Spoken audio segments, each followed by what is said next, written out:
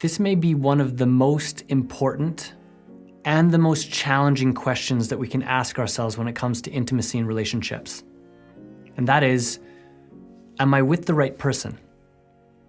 How do we know? How can we tell the difference between a relationship that's challenging but is the right relationship for us and one that is just continuing to recycle old difficulties, old patterns, and isn't really evolving and changing? Rest assured, human beings have been asking themselves this question since the beginning of time. And what I want to do today is to share a couple of really simple things that can help you navigate much of the confusion that can come up. And it's confusion that is in some ways new to who and what we are as human beings. There were times when relationships grew out of community. In other words, you were born into a community and you knew the people that you grew up with intimately. You knew them backwards and forwards, you knew their family, you knew their backgrounds, you knew who they were, you knew how they responded to a million different circumstances. And then as we move into an age where we start to explore intimate relationship, we then make choices about who to be with all of this background information.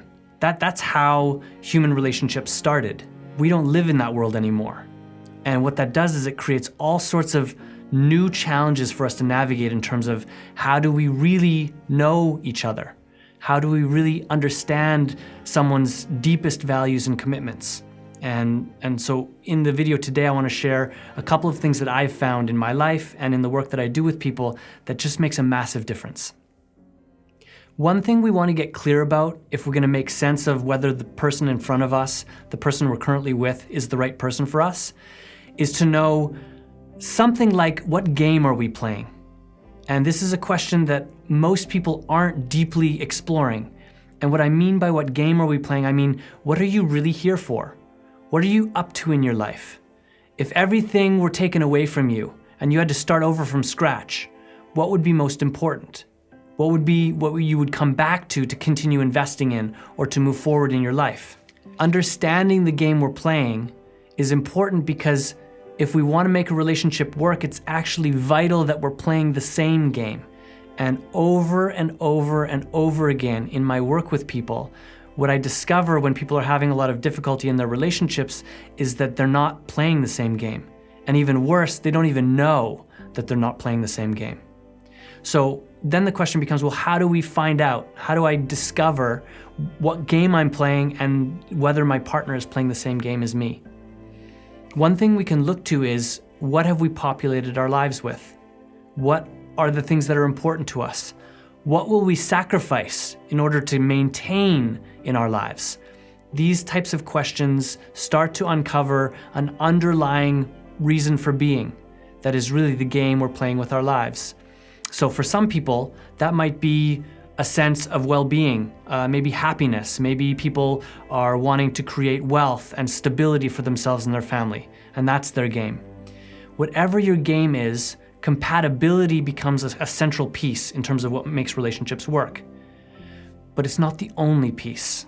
What also matters is that the game we're playing runs deep enough where the natural difficulties and challenges that arise in life and in relationships don't immediately destabilize and destroy your relationship. What I'm saying here is that the game you're playing, the game you're both playing, you and your partner, has to have a foundation deep enough to hold and remain stable in the midst of all of the challenges that go along with life. And that includes things like job loss or financial insecurity. It could be the introduction of children. It could be illness or death within the family.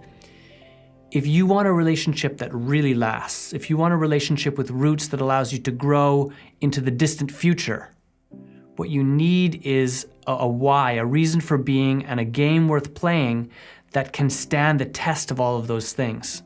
I'm going to ask you to do two things that I think will make a massive difference for you in clarifying whether the person you're with is right for you. The first one is a writing exercise. What I want you to do is I want you to write down all the things about your current relationship. What's hard about it? What would you rather it be, or what are the things that you'd like to change? What do you appreciate? Do a kind of a complete assessment of the current relationship. And then compare that to an idea, like how do you want to feel? How do you want the interactions between you and your partner to go? How do you want to navigate conflict together? What do you want to build into the future together? And once you've done that journal exercise, that writing exercise, I'm going to ask you to invite your partner to sit down and have a conversation.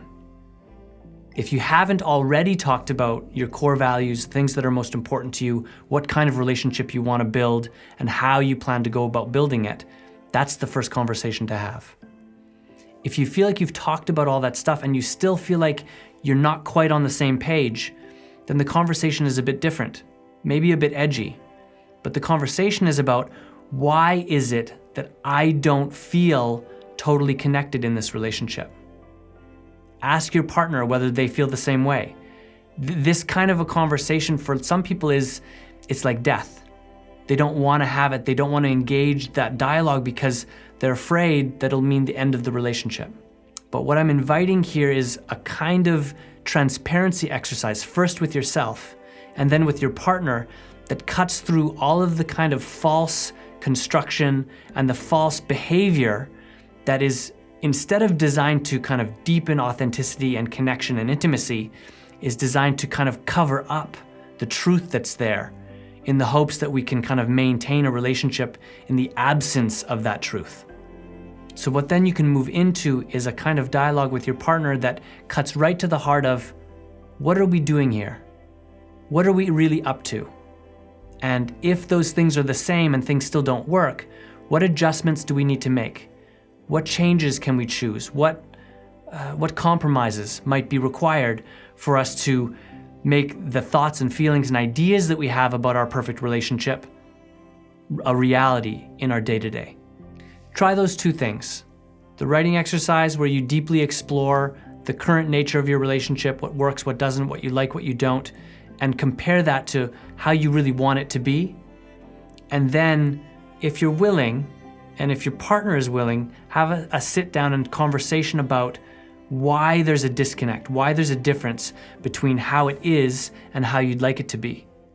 And when the two of you are willing to do the math and the follow through on bringing those two things together, where the way it is the way you want it to be, you will have a relationship worth keeping.